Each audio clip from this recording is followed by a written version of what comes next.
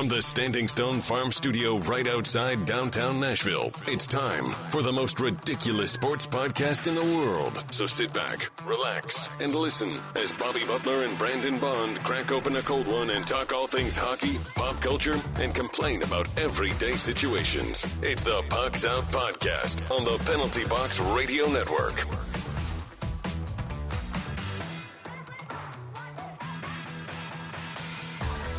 Welcome into the most ridiculous podcast of sports and pop culture. I'm Bobby. He's Brandon.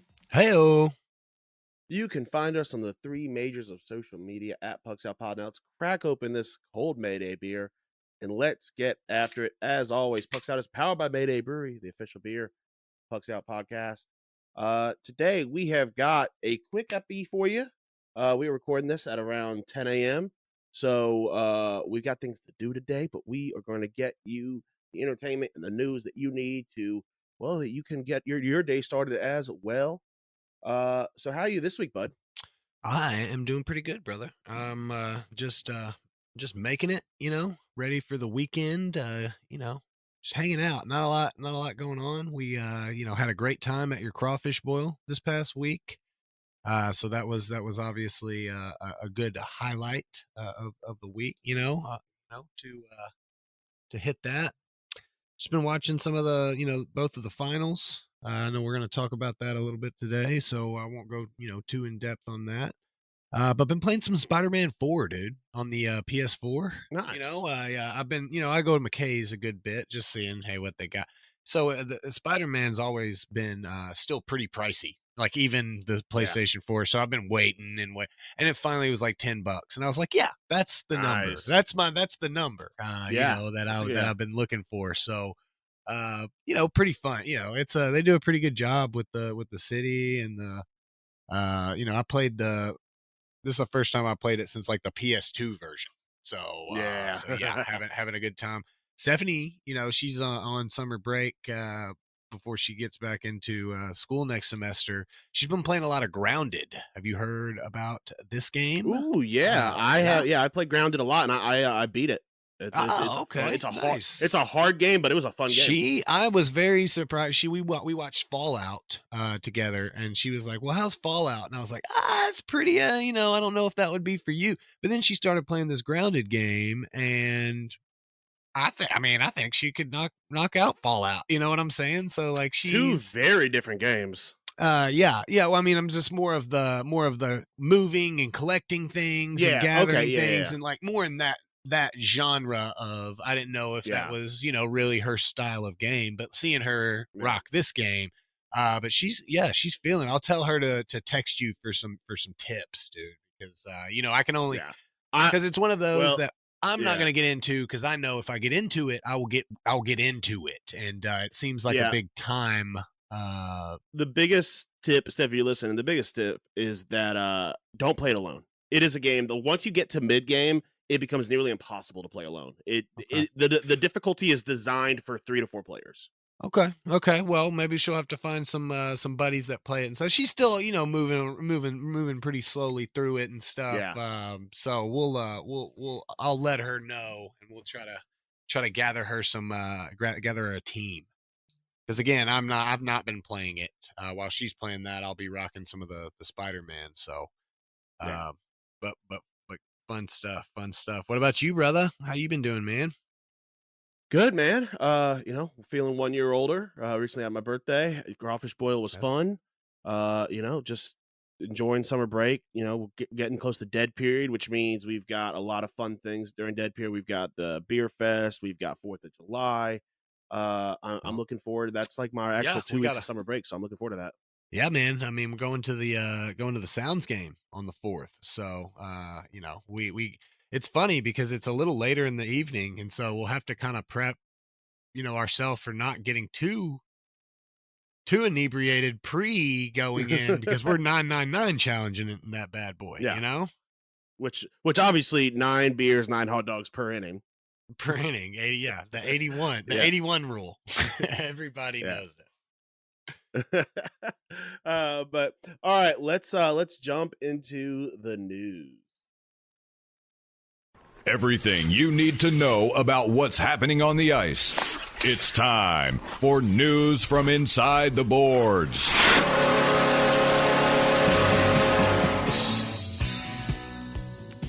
All right, so obviously we will be talking about the Stanley Cup Final for our main topic, so that's coming up. But let's first talk about, and this first thing I'm actually going to move down to the bottom because that's a good transition. But first, Utah Hockey Club have confirmed their temporary name and uniforms for the upcoming season, for the 24-25 season. They will just be the Utah Hockey Club for the first year.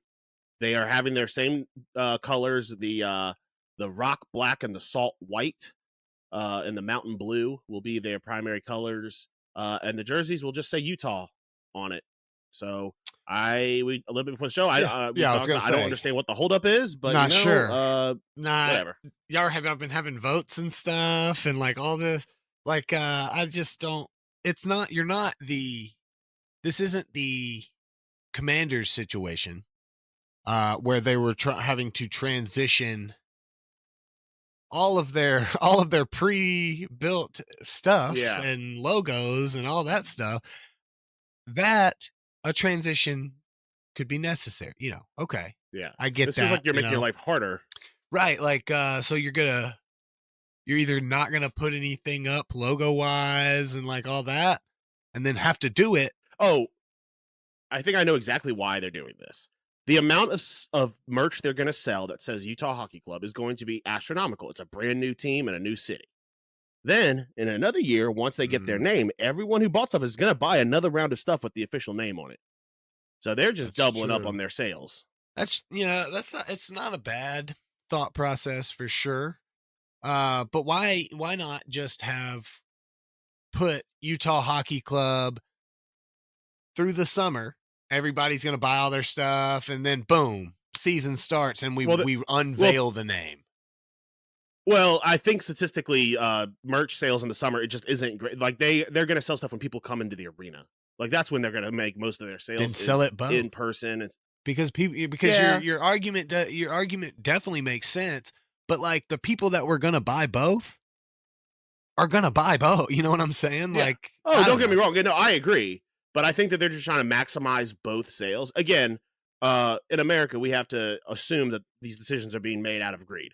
So that's money, where for I sure. assume I'm these not. decisions, I'm not disagreeing with you. It just seems like I don't know. Yeah, I mean, money is definitely the right answer for sure. We have a double sweep alert for the first time since 1995. With the NBA Finals, Stanley Cup Finals happening at the same time, both the Florida Panthers and the Boston Celtics are up 3-0, and the trophies will be in the buildings for the next two games. So we talked about it a little bit in the last episode about whether or not I couldn't decide who I was going to pull for it. So I have made the decision that against my better judgment, I still feel like I'm rooting for Florida because it was kind of even. That's a save. And we're recording this. Well, I made this decision before the series started. But my thought process was I don't want either team to win. Right. So my cons were long. But then it came down to two aspects. I just want to see that Canadian drought longer, and then the thing that settled it. I hate Corey Perry. Seeing Corey Perry lose 4 Stanley Cup Finals in 5 years to me would just be that's the ringer. That's what brought it. Okay, yeah, that's a solid answer for sure. I stayed neutral. I never really picked. I never really cared. I had reasons I didn't want and did want either team to win.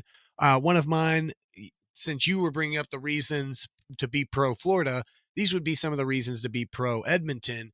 We get to continue to be a team without a Stanley Cup with Florida. As soon as Florida gets one, that's one less team.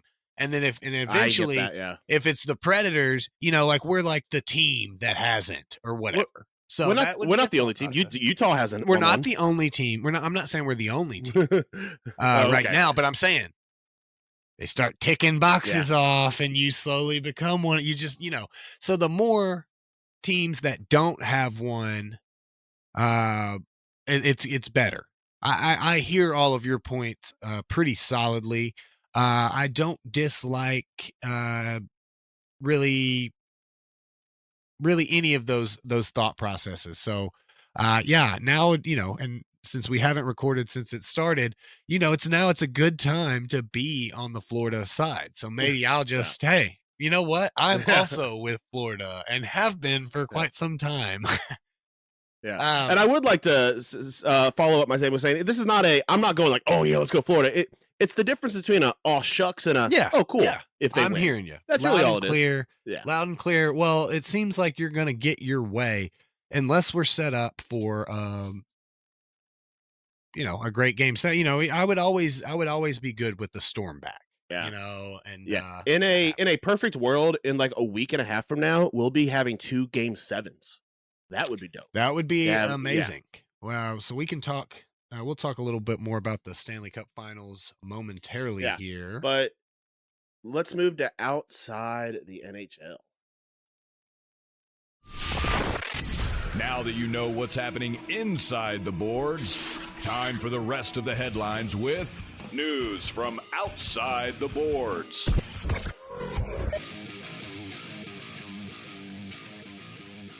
All right, so in a complete shock to what we thought was going to happen, especially if you listen back to the last recording, the Celtics currently up 3-0 over the Mavs. Game 4 is tonight, Friday, the day of recording. I think it's going to be, is it in Boston? I honestly don't know where. No, it'll be Dallas. It'll be in Dallas. Yes. So, I mean, Boston has pretty solidly owned this matchup. Oh my goodness. Pretty much. Yeah. Top to bottom. And the last 2 games, I don't think the score was indicative of how much Celtics has kind of controlled the flow. Yeah, I would agree. I watched at least 2 of those 3 games, and it was pretty under control the whole time. Luka has really been exposed for his lack of defense. I mean, that was just something that was not going to be available against Boston.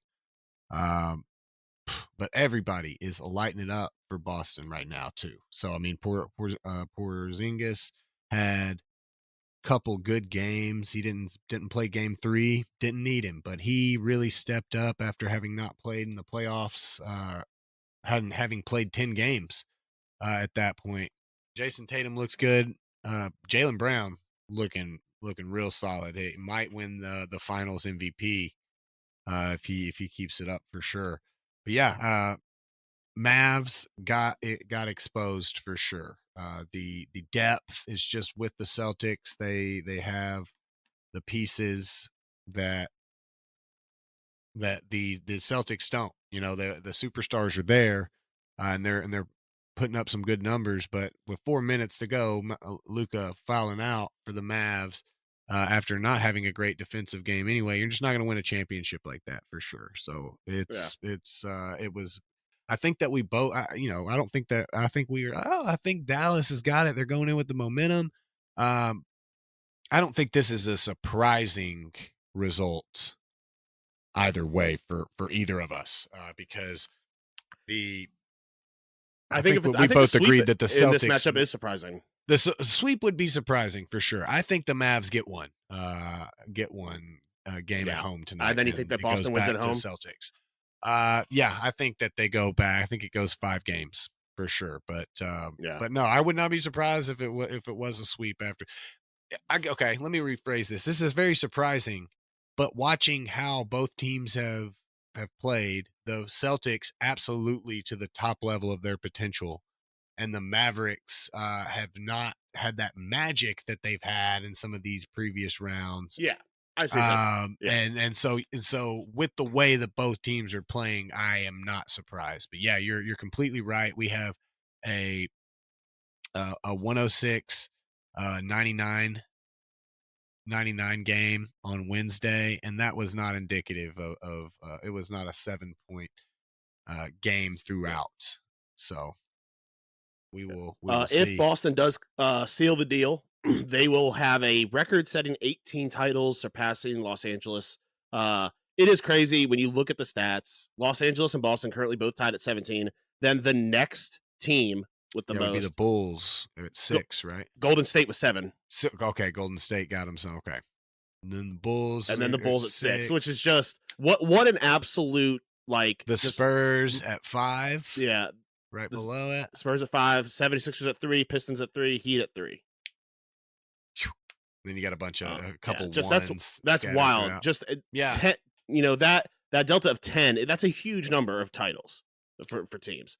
I mean, that really shows that there was like a good 20 years where just Los Angeles and Boston just ran everything. Yeah. Oh yeah. I mean, that was kind of the I mean, they were the early on teams. It's the teams that people want to go play for because of the history there. So, but I mean, they've done it largely through the draft. With Brown and Tatum, one year after another. So, man, we'll have to see. Maybe, hopefully, we're talking basketball still next week, and we're not crowning a champ. Yeah, because I mean, yeah, that'd be great. Another fun fact from this matchup: Joe Mazzulla, who's at 35, would be the youngest coach to win the title since Bill Russell. Oh wow! Who won one as a player coach from Boston in '69. Looking for anything else that's in here that might be interesting. Doesn't really look like it. The Mavs are 0-5 against Boston this season, so they have just struggled against Boston all season. Yeah, lost the 2 regular season matchups and then have not beat them yet. It looks like that's about it. So yeah, you're keeping us here because I know you're sad about this next little tidbit. Yeah. Don't want to move on to this one. But the Hall of Famer Jerry West has passed away, I believe, at 86 years old. I'm sorry, Bobby. That's I hate for you to be completely disrespectful to the logo right now. You mean 3-time Hall of Famer? You don't get to say that for many people, but he was a Hall of Fame player. He was a Hall of Fame coach, and he was a Hall of Fame executive. So put a little respect on a 3-time. I thought that at first it didn't register when I read the headline. I was like, oh, this must be a typo, and then no, he is a 3-time Hall of Famer. So yeah, put a little respect on the man, on the 3-time Hall of Famer's name, dude. The 3-time Hall of Famer Jerry West has passed away at 86. I believe it was 86. I'll confirm that real quick. That is. Might have been Aries. Might have been okay. Yeah, he was also obviously the inspiration for the NBA logo, which I know a couple of years ago people want to change, but now they're not changing that. They can't. And if they do change it, then that's a catastrophe. I don't know that. I think he is the logo, right? Like it is a picture of him. Yeah. It's not like okay. Yeah. The inspiration makes. Well, I think it's a picture of him that they had to. Obviously that's not. Had to kind of alter it a little bit. Obviously, that's not a real picture of him, Bobby. Like, every time they put Jerry West on each of the NBA. No, but and see the great. They call him, now that he is the logo. They call him the logo, but his nickname before he was the logo was probably arguably cooler. He was Mr. Clutch. So I mean, he was an Olympic gold winner. What a phenomenal part of basketball history we've lost, losing Bill Walton, and then subsequently, shortly after, Jerry West. Has somebody keep eyes on Kareem, dude? Everybody keep eyes on Kareem. Make sure he's still out there writing his articles Magic. And stuff. Magic, yeah. Well, Magic has defied death for long. Magic's got the magic powers of not dying. I think he's got money, so that's it. Magic, keep him in the crosshairs. What other legend? Barkley and Shaq, make sure that they're doing good. Let's just hope that it's not a rule of 3 type situation, because I mean, a 14-time All-Star, 12-time NBA All-Selection, NBA Finals in a loss. That's pretty amazing too. The first time the award was given out, he got the NBA Finals MVP in a loss. So I mean, it's pretty. Yeah, that's pretty solid. I mean, I don't know how you even pull that off. It's By being dope. By being the being logo. dope, by being the logo. They're like, dude, you're going to be the logo one day. So we'll probably do this for you. Yeah. It would have been really cool if they made him the logo while he was still playing. Because then that's something that you could just shit talk anybody and they have no response to you ever. That's me, buddy. I'm on your jersey right now. But all right. Next up, Jacksonville extends Trevor Lawrence 5 years, $275 million with a $200 million guaranteed and $142 million at signing. That's a hefty contract for a guy who, if you're a listener to the show, you know that I'm a Trevor Lawrence fan. I have said multiple times he has not proven himself yet. I don't think.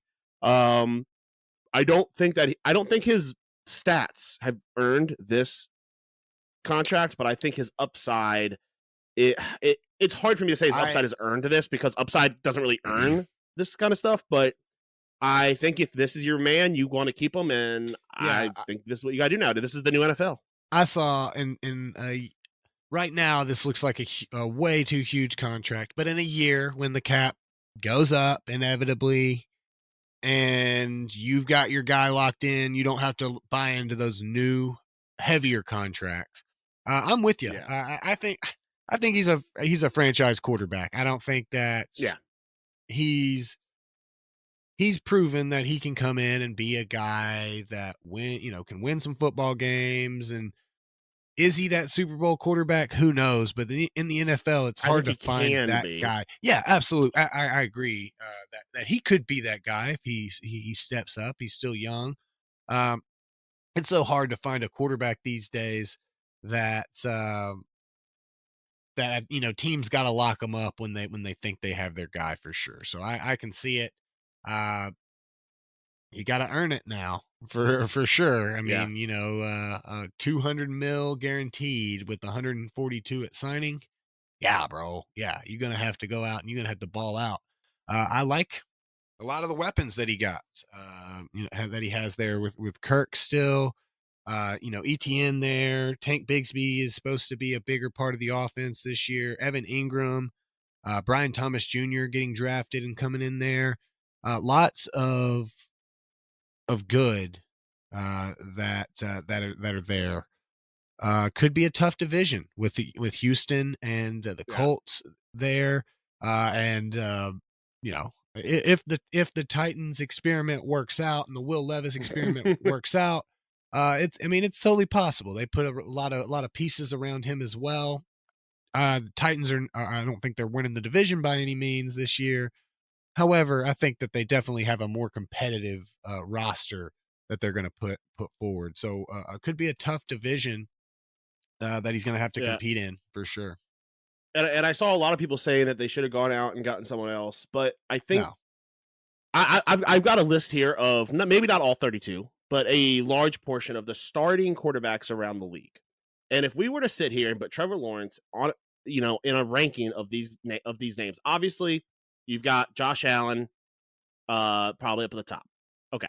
Then you've got, say, Caleb Williams is going to start. You got Caleb Williams on this list. You've got Jordan Love, Jared Goff, Tua, CJ Stroud, Matt Stafford, Brock Purdy, Dak Prescott, Joe Burrow, Kyler Murray, Lamar Jackson, Patrick Mahomes, Aaron Rodgers, Baker Mayfield, Jalen Hurts. Just of those names, I would say Trevor Lawrence is better than a large portion of that list. Yeah, that's obviously not thing. Patrick Mahomes, not Lamar Jackson, not Josh Allen. But it's not hey, I'm comfortable with this quarterback. Year over year, that we have 10 new starting quarterbacks in the NFL. That means a third of the position turns over every year. This is a guy that you don't see turning over his job anytime soon. You got to lock that up. So no, I'm Yeah, I mean, this is a league where Baker Mayfield and Geno Smith are starters. Trevor Lawrence is an elite quarterback and deserves elite. I would go elite. I would say he's a great quarterback. I would say bad, good, great, franchise, then elite. Okay, I would say for me, franchise, great. franchise, Yeah, I was in my rankings. I was putting Elite under franchise. I was putting Elite as the second tier with something. No, above Elite's definitely the So- top. Like your Josh Allen and your Patrick Mahomes, and to an extent, Jalen Hurts, Lamar Jackson. I would consider them the more elite. Hey, there's. I was thinking like literally Elite, nothing. and then I was thinking like above that, I would put like when yeah, when you're rocking with me, you always know I have some random grading scale that you're supposed to just Yeah. know. Sorry, Bobby, did you just make up your own word for something? Sorry, we actually have a fake scale for that. So keep that in mind. Know that you are being graded on a pretty regular and consistent basis by me. Yeah. But all right, let's move into our main topic. It is the Stanley Cup Finals. It has gone by so quick since we haven't had much time to record.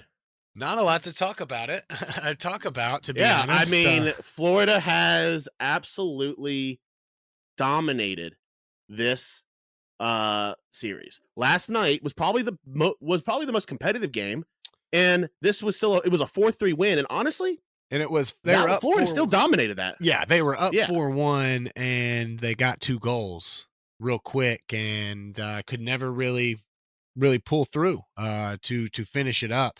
But that was 4-1 again, controlled most of that game.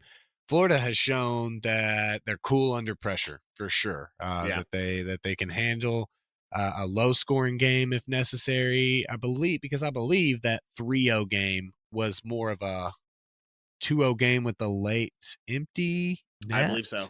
That's right. And so right.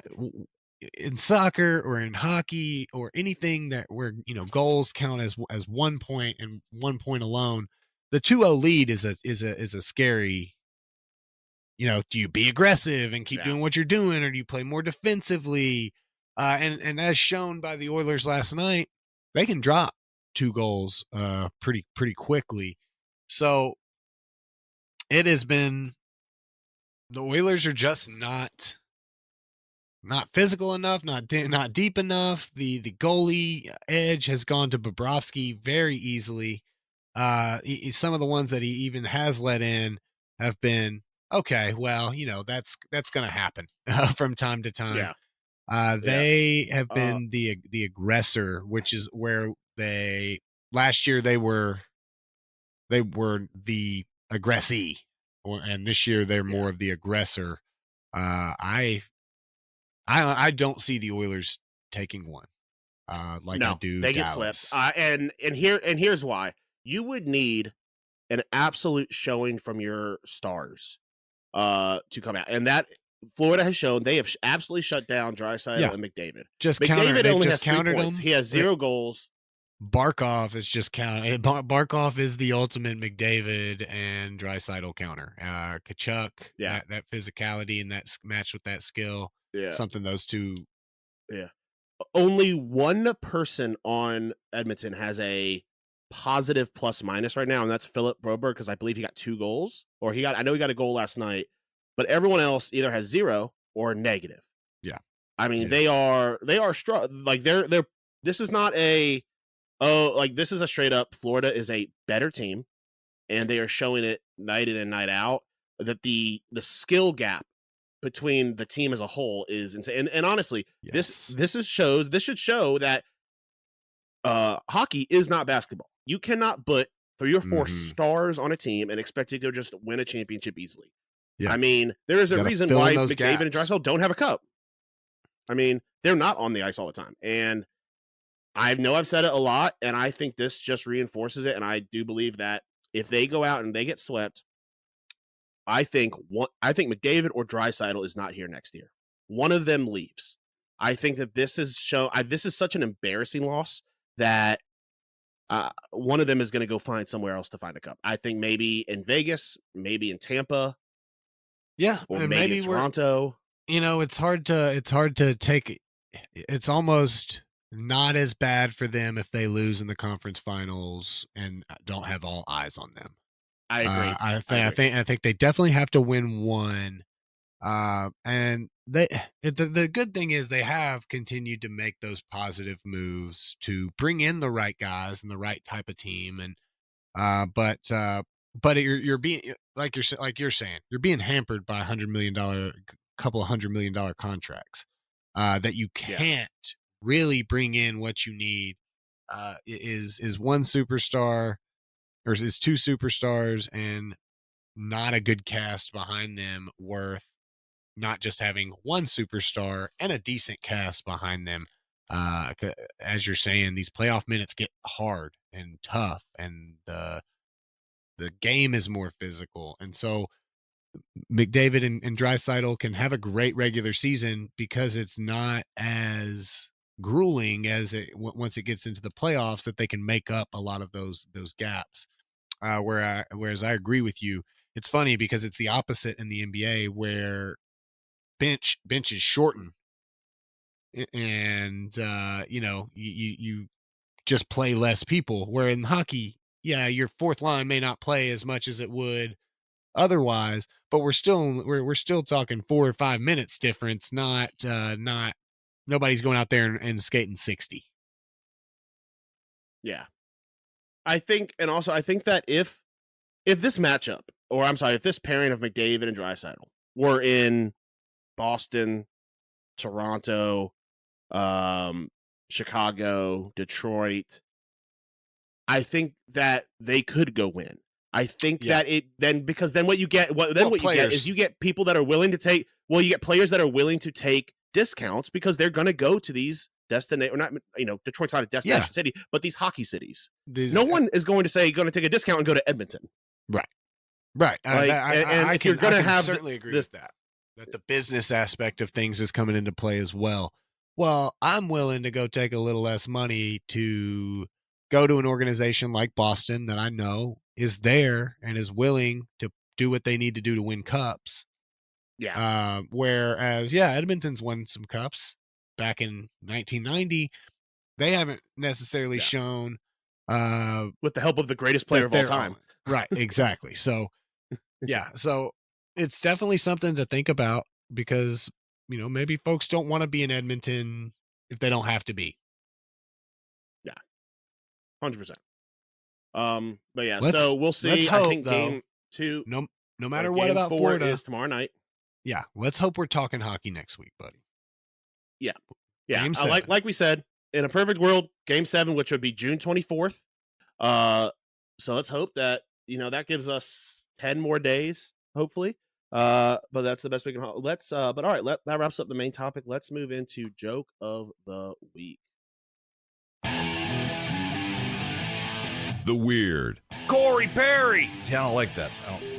Wild. I think the first read was a good one. Now I'm overthinking it. Outlandish. Each 6th chick sat on a stick. Little tongue twister. And downright dumb. You're kidding me. It's time for the joke of the week.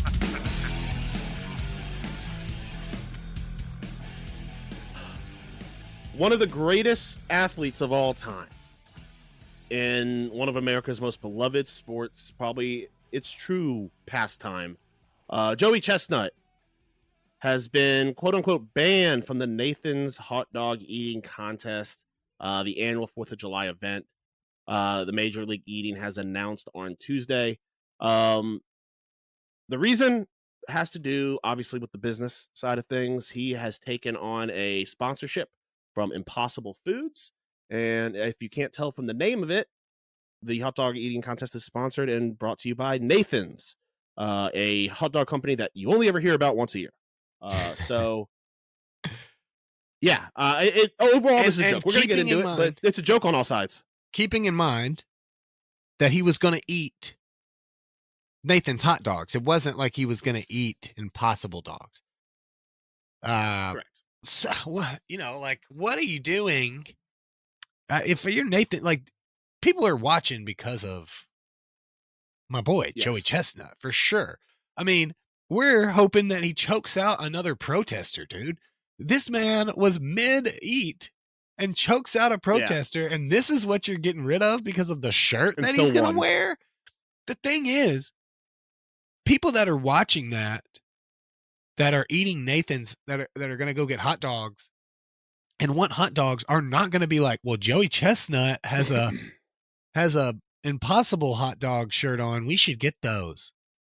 No, you got to have the mindset that I'm going to go out and get some of these Impossible burgers or the Beyond Meat or whatever it's not just accidental. I don't know. It's just like a silly thing all around. So I read some more about it, and I think this is truly a story of there are no good guys. And I'm not going to say there's bad guys, but there's a lot of fucking idiots. Sure.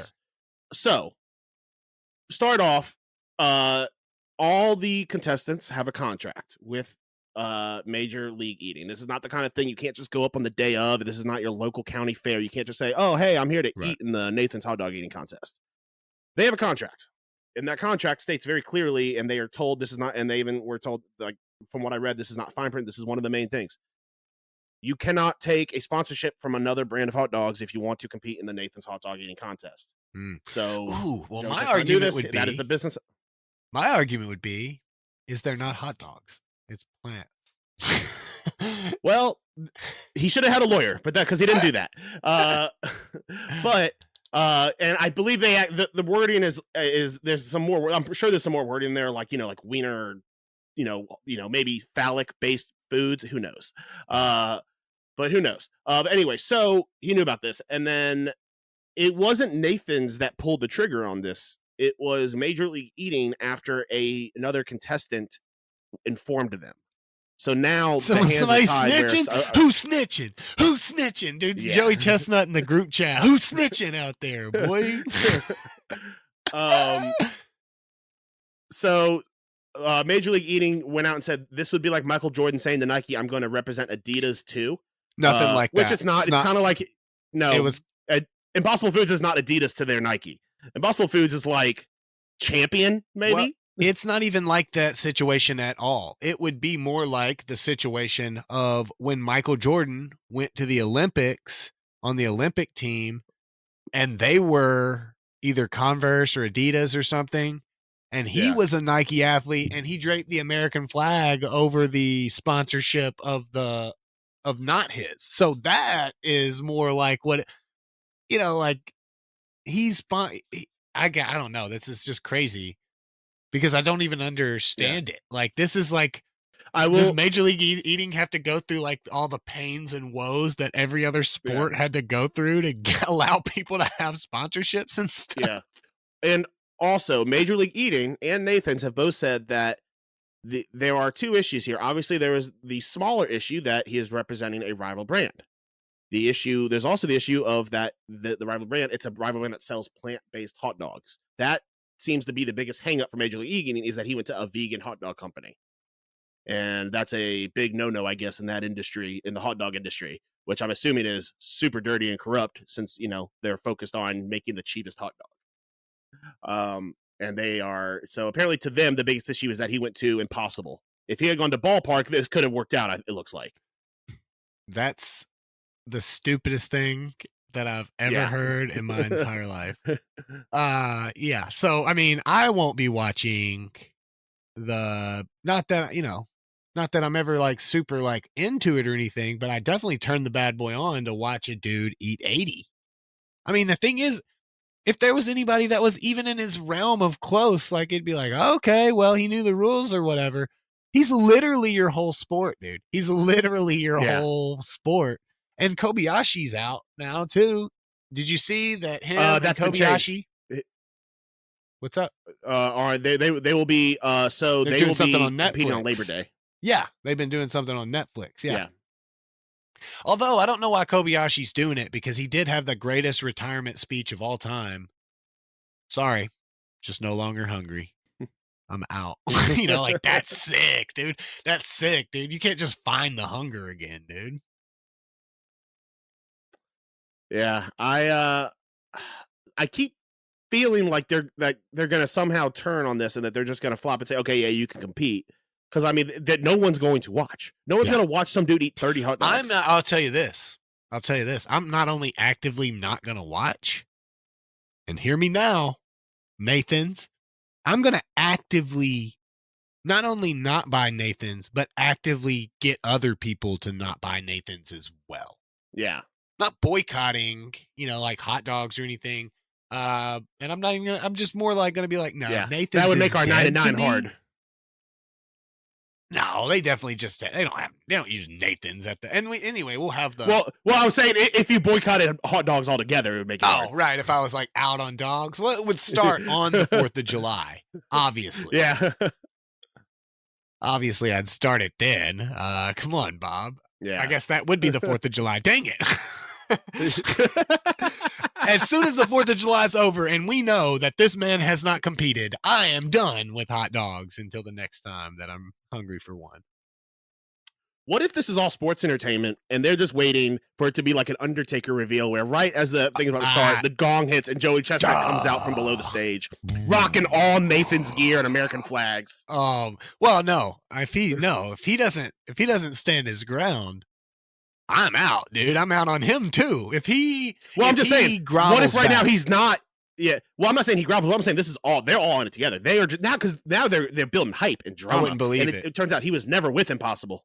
Or if he's like only fake kicked out, and if Undertaker shows back up in his Impossible gear, or like sits outside of the contest and.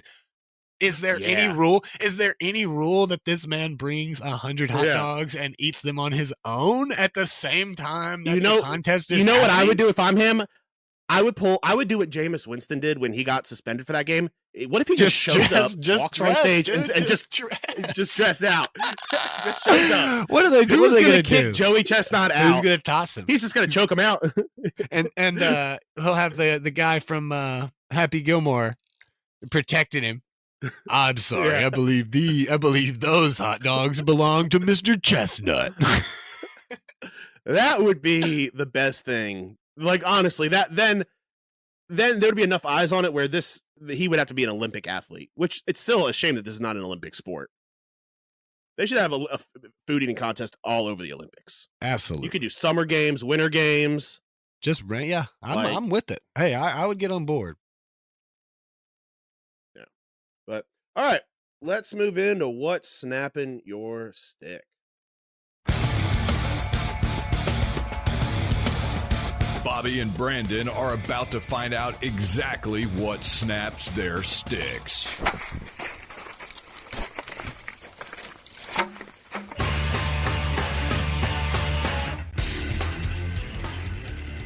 All right, got to speed run this segment a little bit because we got to get on out of here. What snapped my stick is the College World Series of baseball. Listen, it's baseball, Greg. I'm not a big fan of professional baseball. Why would I don't understand how people can sit there and watch a sport with less talented people. But also, I also don't understand how people who don't care about baseball at all during the year at all somehow are down to just watch the most boring. And also, it's confusing. The double elimination, the single elimination, I don't understand sometimes. Like, I feel like Tennessee lost to Evansville. They should have been out. But no, they get a second chance at it. Undertaker. They're back, baby. They're out, Bobby, but they just keep showing up, dude. People keep getting to play. Yeah. Like, all right. I mean, it's just silly. I get it. I'm biased. I don't like baseball, and I don't know. I don't understand. I guess it's better than the Children's World Series because that's just creepy when grown men get all excited to watch kids go play sports. Like, if you don't have, like, I feel like if you're not a parent and you're at the Children's World Series, you should be okay. I thought you were saying like just even like watching it on TV or whatever. I was like, oh wow, that's no. But like, yeah, like headed out. Like I'm headed out to Omaha, dude. Like, yes, yeah. That's yes, 100%. 100%. We can all agree on that. That like. What are you doing here, dude? What are you doing here? This isn't even like because those tickets aren't cheap. That's like $20,000 you just spent to go to Omaha for a week to watch kids play baseball. Yeah, so I'm okay. I can get on board with that. I was like, well, I mean, I watch because like it's funny to watch those things, and then like because you're watching the Little League World Series, and without even knowing it, you saw probably 4 to 7 professional athletes that you'll see 10, 20 years in the future or whatever, like Aaron Rodgers. If they don't have Tommy Johns 3 times. Well, no, not even baseball. Like I'm saying, like, when you're younger, you play baseball, you play other sport. Like Aaron Rodgers was in the League World Series. Like Cody Bellinger. There's like a lot of people you could look up and like be like, they were there. So I always think it's, hey, I remember that crap or whatever. So, I I don't really have one. Lots of stuff snaps Hey, it's my summertime. stick, so I'm just gonna go with the summertime, dude. Don't have one. Yeah. All right. Hey, love it. But all right, guys. Hey, this has been the Pucks Out Podcast. Thank you so much for hanging out with us. For Brandon, I am Bobby, and we'll see you all again next time. Peace.